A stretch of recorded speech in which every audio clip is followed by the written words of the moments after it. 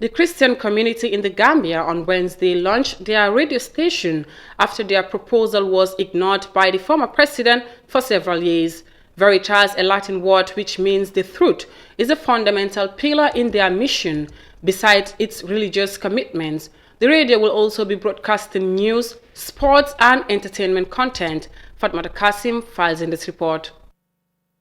Veritas Radio is the first Christian radio in the Gambia. Like many other radios, it is set to inform its audience on a variety of issues affecting their day-to-day activities. Reverend Father Peter Lopez, the head of communication at the Gambia Pastoral Institute, who also doubles as the head of the radio, said the radio was a long-time initiative under the previous government. He said the efforts to get approval from relevant authorities for establishing the radio turned fertile.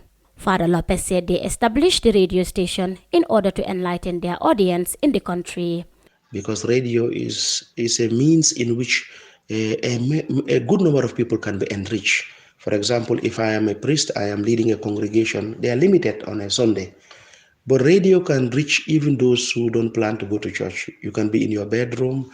Radio we say is secondary. You can be in the farm. You see the kids now with their earphone, they are going to walk. So radio has proven to be a means that can reach a greater number of people than the pastors and priests can get on a Sunday. So then we said, well, why can't we apply for one and then use it as a means of reaching out to the faithful, those who believe in Jesus, Christians who believe in what they believe, and we promote what we believe and strengthen the faith of our Christians.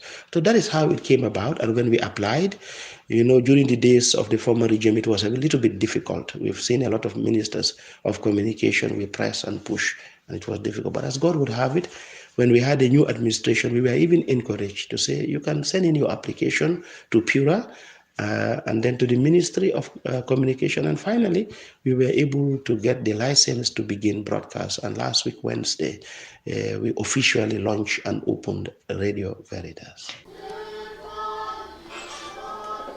Father Lopez said the radio will broadcast and operate on the name The Truth Radio.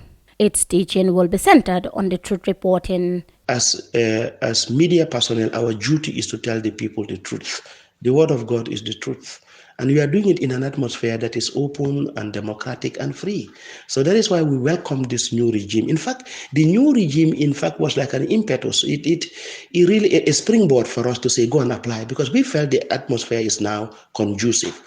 Before, you'll be afraid to say something, because in your frame of mind, you think you are saying the truth, but others hearing can think otherwise. That is why we always tell the staff here, our duty is to say the truth. In fact, the radio is named after truth. The word veritas is from Latin.